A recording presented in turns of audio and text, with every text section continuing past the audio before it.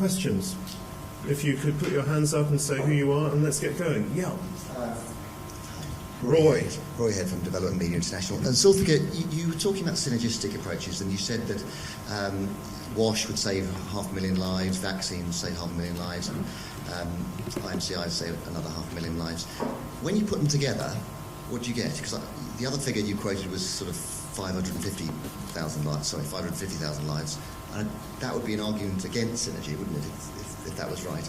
No, the 550,000 that I said were the additional things that you would get from business as usual versus scaling up.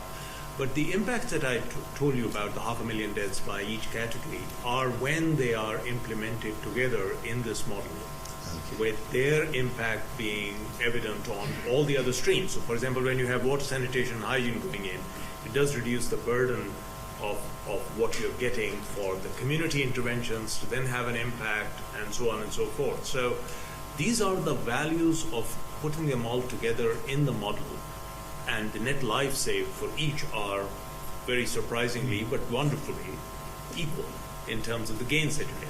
Now, we can always hold everything else constant and do the model for what you would get out of vaccines alone if nothing else changed. But that would be really artificial, and it would inflate the effect of any one intervention artificially, and we try not to do that.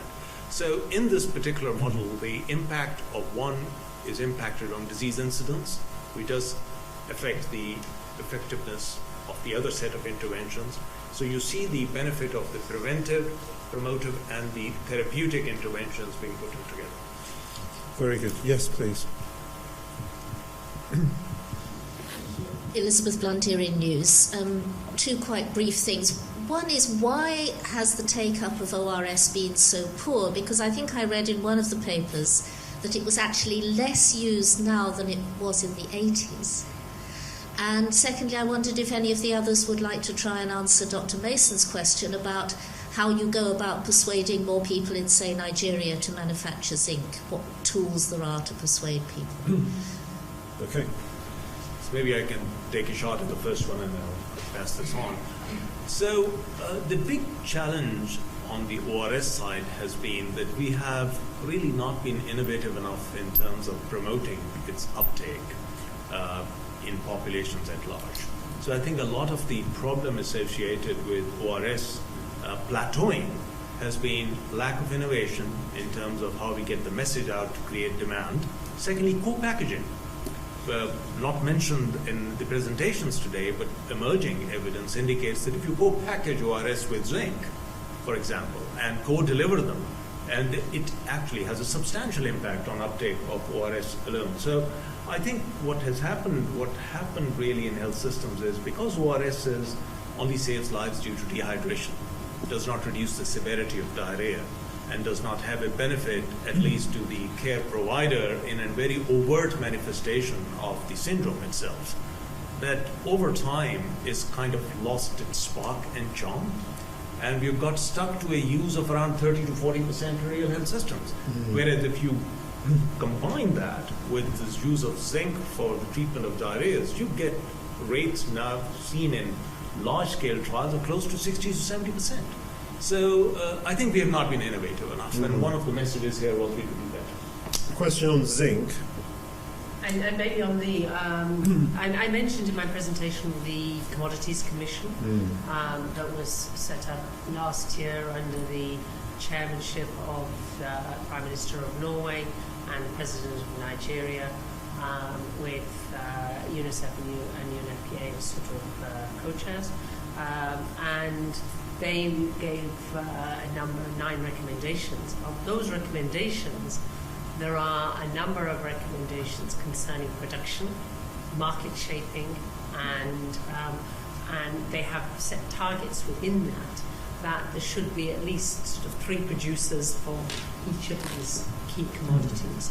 So in terms of the production, regulation, market shaping, that has got a sort of a global, but it's also got a country level facet. And the issue at country level is how can production be improved, And so there is sort of public-private mix, and there are working groups on each of the recommendations. And for each of these commodities, and there are several of the working group people for different commodities actually in this room. And the aim is to match the need for production. So in a country as big as Nigeria, there is obvious need for production. In a country as small as Swaziland, you wouldn't necessarily have production, but you would actually say, how do we procure and how do we shape the market in that particular country with products produced in neighbouring South Africa, for example. So that is really the essence of the work of this of the Commodities Commission recommendations and following this up. But the Commission only reported in September last year, so the working groups and the work plan has taken shape, and really will be working flat out over the next couple of years to really make sure that they do implement these recommendations in all countries. But how do you motivate the business now? Well, they're part and parcel of this. They are part and parcel of the working groups and of the teams working on it. And part of the motivation for the businessman is they can look and see if they scale up, if they produce and they know that they have a market to sell their product on, then they will actually have the motivation to produce, because they will be making their profit, even if, I mean, the profit is very small for each commodity or each dose of the commodity. Then overall, I mean, you know, the sort of idea is to bring together and we do have examples within the papers from some of the sort of the public-private partnerships for production of ORS, for example. And it is the private sector that produces the antibiotics. And so it's ways and means of saying that instead of only producing for a Western market for amoxicillin and having syrup for babies, you know, dispersible tablets that are heat resistant and are able to be sent out in good packaging to local communities. Very good. Professor Costello. Oh, so you finally made it. Just a point. If we sort of take the view that health is largely about distributing large numbers of technologies to lots of passive poor people, and if you invite hundreds of biomedical researchers who work on vaccines, ORS and zinc, etc., to do a Delphi method, you end up with the kind of lists we've got. But I didn't see the words mobilisation of communities anywhere, or participation. And yet we know that behavioural interventions are absolutely fundamental here. We know when David Sanders wrote a book called Questioning the Solution, where he criticised the whole approach to just an ORS solution to this about preventing diarrhoea. And I imagine Dennis Burkitt's turning in his grave when he's, you know, he said, do you want an ambulance at the bottom of a cliff or a fence at the top? You know, that are we getting over biotechnical here? There are really important technical solutions, I agree, about apps and diagnostics and vaccines especially, and we must do that, and improving the ORS treatments and that. But there's so much that could be going on in the research field, and the messages that we're sending out about prevention and mobilisation of communities, and it does link to nutrition. I think, you know, there's just been this big paper from Angus Dayton and John Drees, who did a whole analysis of why India's had 25 years of economic growth and shown very little impact on nutrition in rural communities. And they write 70 pages and they're not quite sure why. And I mean, a lot of it is to do with mobilising poor communities to get better hygiene, isn't it? It's better prevention of infections in the first place. So I just wonder if we need to restore that balance a bit. That's a very good question. So Tony, it's precisely for that reason that the larger paper, the paper that's not in the Lancet but it's in PLOS Medicine, does have a fairly significant number of priorities that relate to community platforms and a demand creation aspect. So community engagement and innovative ways of promoting community uptake of interventions and innovative solutions that emanate from the community itself. So for example, around WASH, what people have pointed out, what they pointed out in their research priority exercises, was that some of the most successful examples came from community innovations. So I completely support what you're saying. We probably need to do a much better job of crystallizing those into specific research questions. And the scientific community, the research community, unfortunately, are not all as enlightened as you are in putting those questions in front of us in research priority exercise. It's also part of the Global Action Plan. These things are actually parts of the Global Action Plan, because we would like to. Yes, maybe just another comment. We've recently analyzed why China has managed, to reduce child mortality so drastically over such a short period of time and achieve MDG 10 years ahead of schedule in such a large population. And we realized that actually it was social determinants of health that explained far more than all this talk about intervention. So sometimes I'm worried that we're really becoming overly focused on interventions and forget how important the social determinants have been even before we had interventions. And the United States and other countries reduced largely problems of pneumonia and diarrhea without antibiotics and without vaccines. So I think that integration between health research and development is largely needed, and that these two should talk to each other more, and really because the synergies would be far greater and the impact much broader if we can pull development questions in as well. I mean, I think that's I'm not my role here to get involved in the discussion, but I think that is an interesting point. The problem is that if you have to wait for economic growth to provide the solution, you're going to be waiting a very long time for some of these countries. So that proposal basically isn't going to work. And what you've got to do is somehow jump the development gap and accelerate where you can accelerate to overcome the fact that economic growth isn't going to provide your solution. So in the shorter term, there are things that you can do. And I think let's not falsely dichotomize this. It's not either economic growth, development, or community versus technologies. It is a much more integrated approach to thinking about this. And I think actually the protect, prevent, treat model does get to the heart of that more integrated approach. The word community does appear in paper 3, I found it. Right, let's keep going. Yes, please. Thank you. My name is Bessie. I'm with World Vision. When listening to the presentation on country situations, some of the bottlenecks that were identified included data, poor coordination, supply chains, and things like that. Things that are basically aligned to the building blocks for health system strengthening. Now, one of the areas that we're working on is fragile contexts and ensuring that children in fragile contexts are not left behind. What does the panel recommend to ensure that these interventions work in contexts of fragility and conflict where health systems tend to be weak? That's a really, really important question, actually, and that often gets missed out. Now, who would like to pick that up? This is also part of the Global Action Plan from WHO and UNICEF. There is an annex on how to do things in humanitarian emergencies or also in conflict situations. So it is part of that. It's been addressed. But rather than just saying it's in an annex, tell us a little bit about how do you actually address it? Because this is a serious problem. You've got a dysfunctional government, you've got a country in conflict, and you've got children who are at threat. What do you actually do concretely? 1, 2, 3, 4, 5. What is the action plan? Zulfikar has actually done it in Pakistan. So I would ask you. Oh, thank you. I needed that. So that's it. That was beautiful. That was beautiful. That was beautiful. I know. I'm gonna learn that technique. Okay. No, okay. I want you. That's a brilliant question. And if I knew the answer to that question, I wouldn't be here. I would be on a lecture circuit somewhere.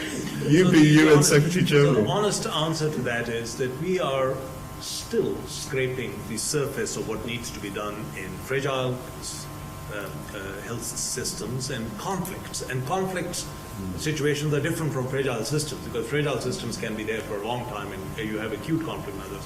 To answer the question, the series does not focus on this specifically, but there are a number of things in all papers that relate to this. I mean, the burden of morbidity and mortality clustering in some of those countries is also important. On the interventions, it is particularly the delivery strategies that need to differ in those countries. And I'll give you just one stark example.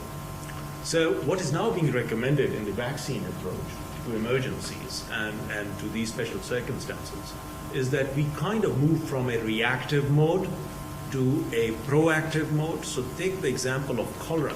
You don't have to wait for a cholera outbreak in Haiti and thousands of lives lost to actually put an intervention which is evidence-based and been known for a long time in place in the right context. Similarly, delivery strategies in conflict situations or humanitarian emergencies don't have to depend upon a passive care-seeking mechanism because people just don't have that ability in a broken health system. So our entire approach of using available health resources needs to shift to the kind of health resources that you have. So the earthquake in Pakistan in 2005 decimated and wiped out the entire cadre of female health workers in Kashmir within 5 minutes. So we had no health workers even at that level. So you have to go then in with the next cadre of workers, which are principally lower level health workers, and get that scaled up pretty rapidly. So these are not indicated in black and white as in a specific section of these papers, but there is enough body of evidence emerging that within humanitarian emergencies, fragile states, and complex conflict zones, that there is a need to co-package interventions in a different way from what you do in routine health systems. And last example on that is that you may need to be very savvy at getting in and doing things rapidly when you have access to populations, and particularly in conflict areas, getting out also before you put your health workers at risk. And I think maybe just to add to that, in terms of the action plan, and I think particularly important for NGOs, is that everyone has a role to play, but everyone also needs to see what the others are doing. And I think that what often happens is that there is lack of coordination. There is, depending on the area in which one NGO is focusing on, they don't necessarily look and see, is that supportive of another area, or is it, are we leaving gaps? And so in the action plan, in the detailed action plan, it actually gives, how to set up a sort of a coordination system. And if World Vision is supporting supplementary feeding, for example, then is this someone else supporting the vaccination or supplying the antibiotics or whatever that is needed?